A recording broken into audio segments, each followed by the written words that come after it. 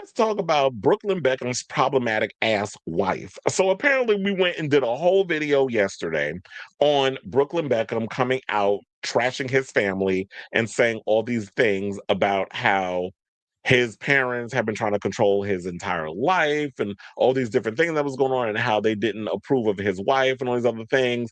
Come to find out, the word on the curb is that the Peltz are Trump supporters. I remember at one point, and the Beckhams are not a staunch, supporters of those psychopaths up in the White House and on all the ideologies. And it seems like all these corporate people that get in the whole billionaire class and running companies or whatever, they kind of fall into that. I guess because that's the only way they feel they can get their tax incentives and not have to pay taxes or pay their workers a fair wage. And so this girl is a little princess. She's born a silver spoon in her mouth. She's a privileged little brat. And people are coming out and saying that Brooklyn out here claiming that he's not being told what to say and how to act and all these other things from the Pelts. But according to some people, they're like, y'all not all that innocent in this situation. And neither is Nicola. They said that girl is problematic. She a little demon.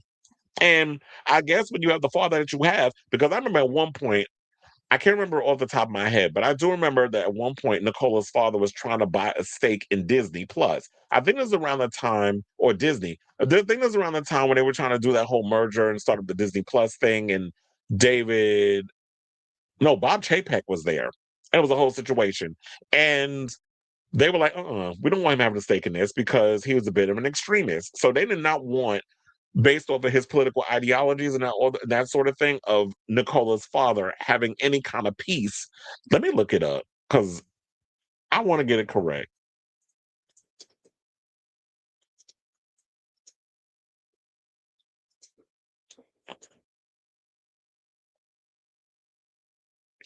Oh, they said that Nelson Peltz sells his entire stake at Disney. This was back in 2024. So this was something that said that it's a hedge fund billionaire, Nelson Peltz, sold his entire stake in Disney after his bid to shake up Disney board was soundly defeated. So there was something that was going on with that because I was like, wait a minute, I knew I wasn't bugging with this whole situation. So and her father's old as hell too.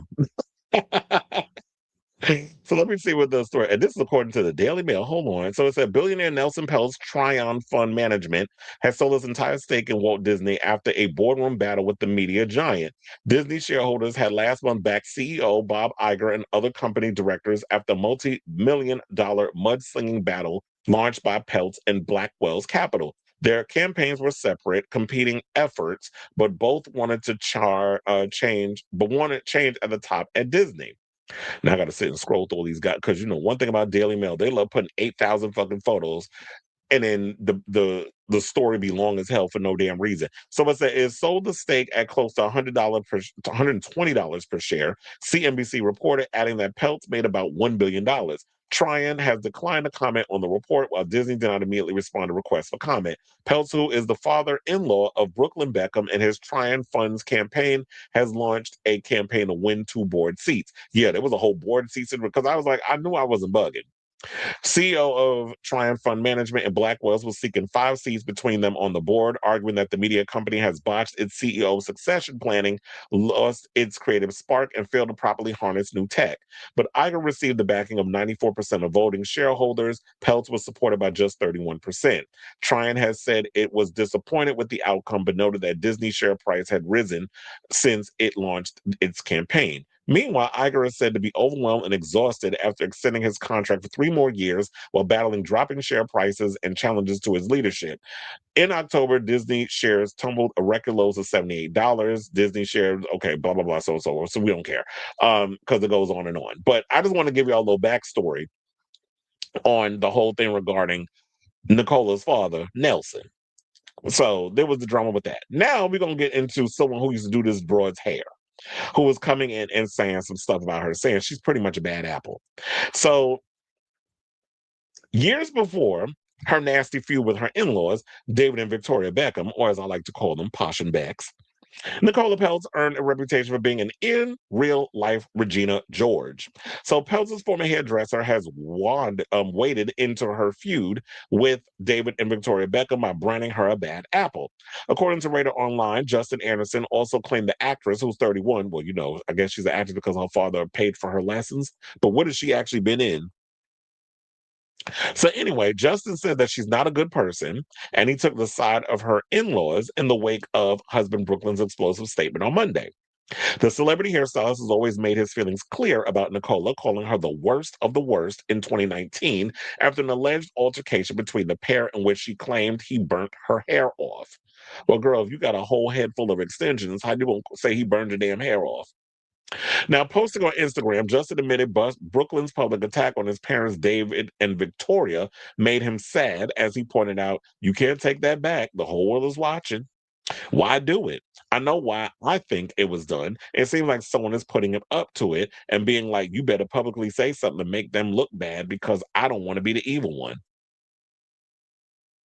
Now, Justin went on to acknowledge that it's not his first time speaking ill of Nicola, but he doubled down on his past comments, calling her not nice, said, I could say with my full chest, not good energy. Based on how many wedding planners she went through, I think that she's the issue. This is what he continued to say. Now, Nicola's father, Nelson, filed a lawsuit against two of the couple's wedding planners, Plan Designs Nicole Eichenwald Bragan and Ariana Grijalba, who were hired 6 weeks before the wedding and let go 9 days later. And then there was a whole story that came out regarding that the fact that the Pelts don't like paying people for they work, which pretty much sounds like up the alley of why, of course, you would be a Trump supporter because Trump don't like paying people for their work either. Like you hear all the stuff that was going on with the East Wing, how the money ballooned from how much they had spent. That was ballooned up to more money with them ransacking and destroying the East Wing. That he ain't paid the construction workers. So, and that man ain't never paid a lot of the people that worked for him over the years. Hence why he was caught up in like 8,000 goddamn lawsuits the majority of his career, or, him being in real estate and stuff. So I'm not surprised by any of this, but yeah, that girl's probably a nightmare. The Beckhams aren't really all for her and her family's political beliefs, and they don't want to be around that. And it's like, I do agree in a way, like what David said. And they brought this up before the whole situation happened. That um and damn, I wish I would have thought about it and I would have had the clip for y'all. But there was a photo shoot that they were showing them on the red carpet, and I believe this was for um the premiere of, I think it was either because David Beckham and Victoria did a docu series or whatever for Netflix. He did his, she had hers. I can't remember if it was from which one it was, but they were all on the red carpet, and the body language on Victoria was like, I don't want to know why this bitch is here.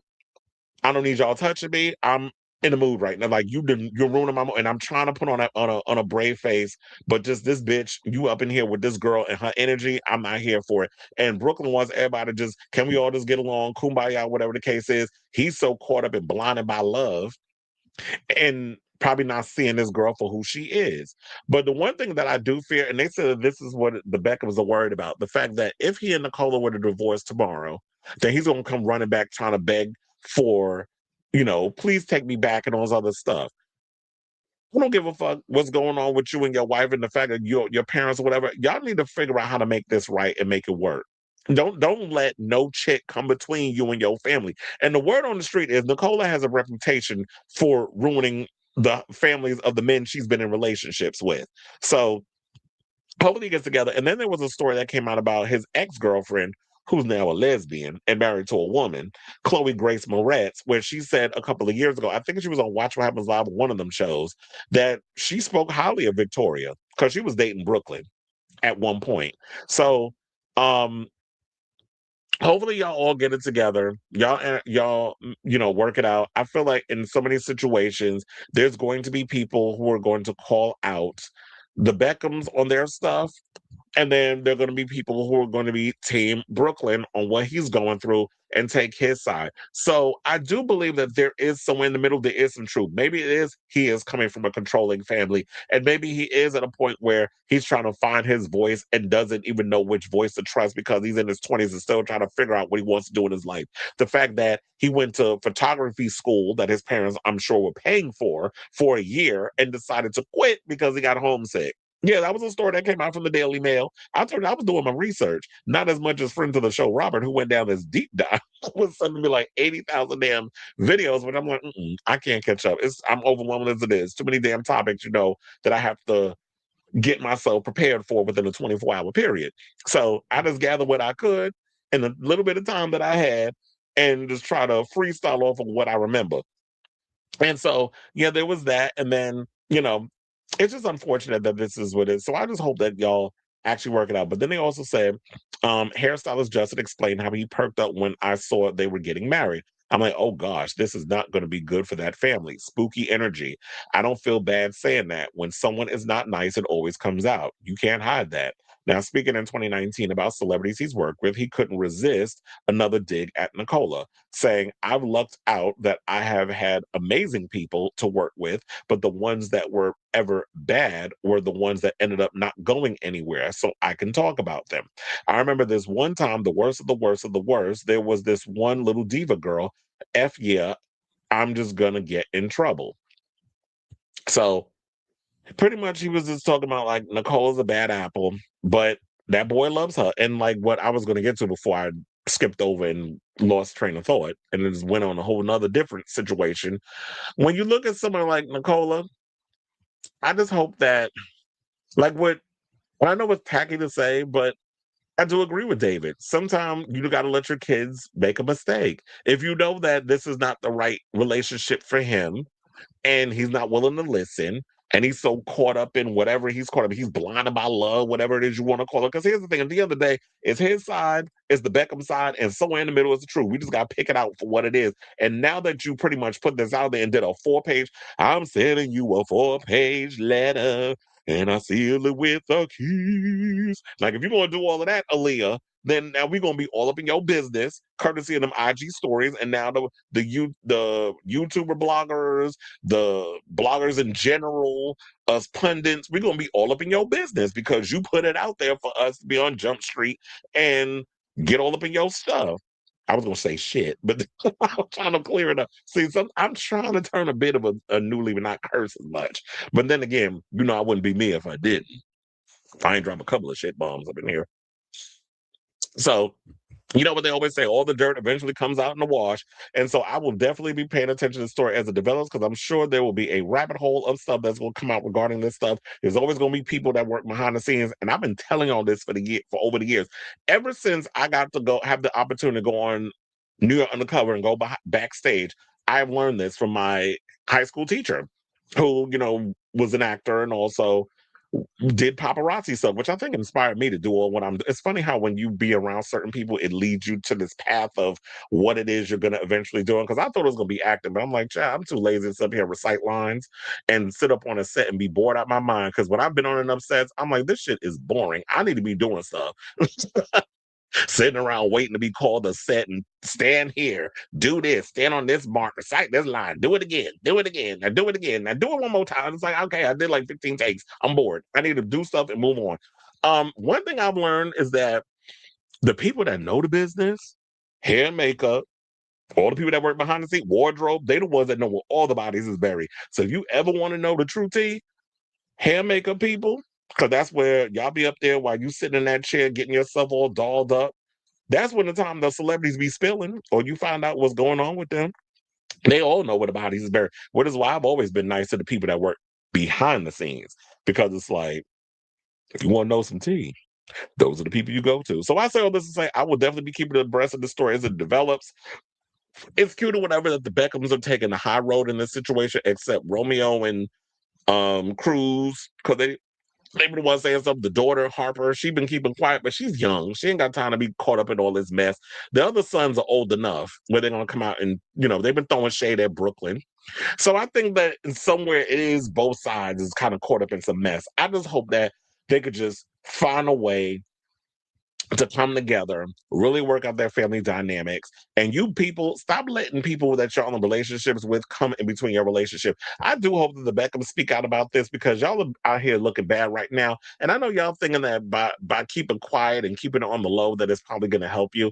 But those days are gone. Like those days when you could just take the high road and just be, oh, well, I'm not going to answer such like how David Beckham did yesterday when that shady reporter asked him about Brooklyn and he just walked like he didn't hear him. Those days is gone because now it's going to look like you guilty by association, and you already know it's the public versus the court of public opinion, and so the court of public opinion are going to be the ones who come out and they made their mind up. But you got to come out here and windmill and defend yourself. Don't let these people out here create this narrative if it's not true. So, because I'd be like, fuck that bitch. I'm spilling all her tea. What you gonna do? Ruin me? I got my own damn money. So, as in the Posh and Becks, they got their own billions or however money they have. So it's like, what are the Pelts gonna do? You can't ruin me. So let me know what you guys think of this story in the comments down below.